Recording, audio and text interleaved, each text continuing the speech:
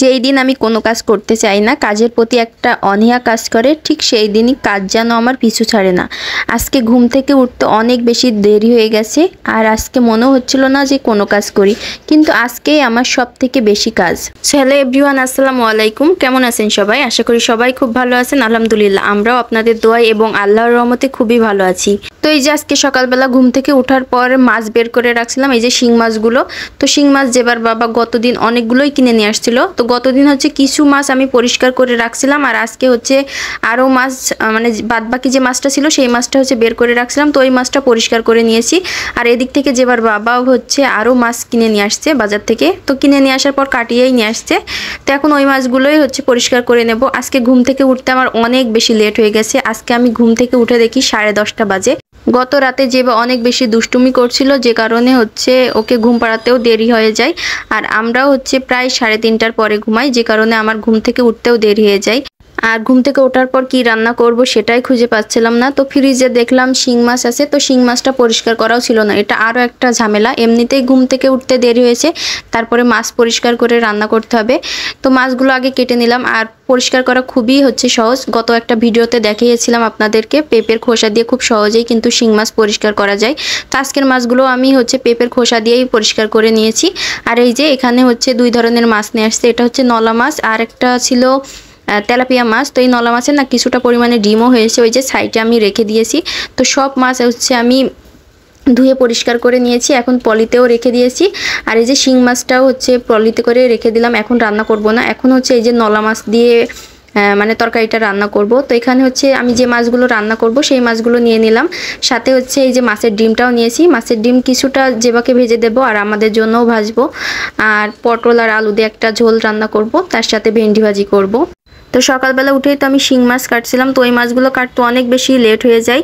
তারপরে আবার এই যে এই মাছগুলো পরিষ্কার করি, তো সব মিলিয়ে রান্না করতে অনেক বেশি দেরি হয়ে যায়। তো আজকে আমি 1টারও পর আসছি রান্নাঘরে, মানে রান্না করতে। আর হচ্ছে এই যে এখন মাছগুলো ভেজে নিচ্ছি, তো যেবার জন্য এখন ডিম ভাজি করে নিচ্ছি, মাছের ডিম। তো ওর ডিম ভাজিটা হচ্ছে হলুদ আর লবণ দিয়ে দিয়েছি, আর আমরা হচ্ছে ডিম ভাজিতে দেব পেঁয়াজ, কাঁচামরিচ আর হচ্ছে একটু জিরে গুঁড়ো দেব। তো যেবার জন্য হচ্ছে শুধু এই যে হলুদ লবণ দিয়ে ডিমটা ভেজে দিলাম, আর এই যে মাছটাও ভেজে নিচ্ছি, মাছটা দিয়ে তরকারিটা রান্না করব।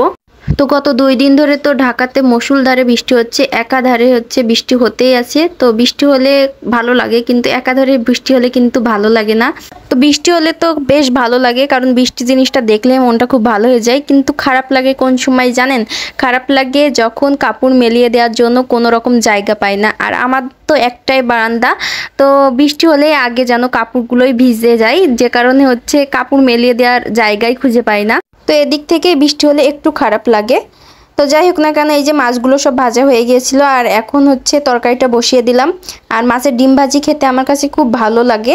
আপনাদের কার কাছে কেমন লাগে সেটা কমেন্ট করে জানাতে পারেন। তো মাছের ডিম ভাজি আমি পেঁয়াজ, কাঁচামরিচ আর একটু জিরে গুঁড়ো দিয়ে হচ্ছে ভেজে নিয়েছি, মানে আমরা যেই মাছের ডিমটা খাবো। আর যেবার জন্য তো শুধু হলুদ আর লবণ দিয়ে ভাজি করে দিয়েছি।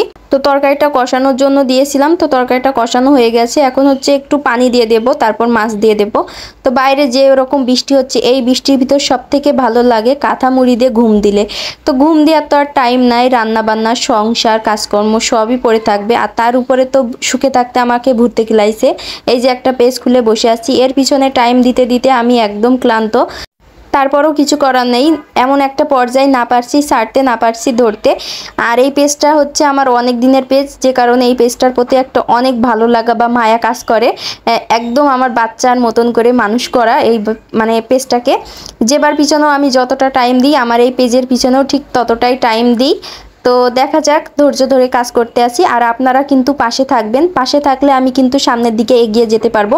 আর আমার ভিডিও ভালো লাগলে শেয়ার করতে পারেন, তাহলে কিন্তু অন্যরাও দেখতে পারে।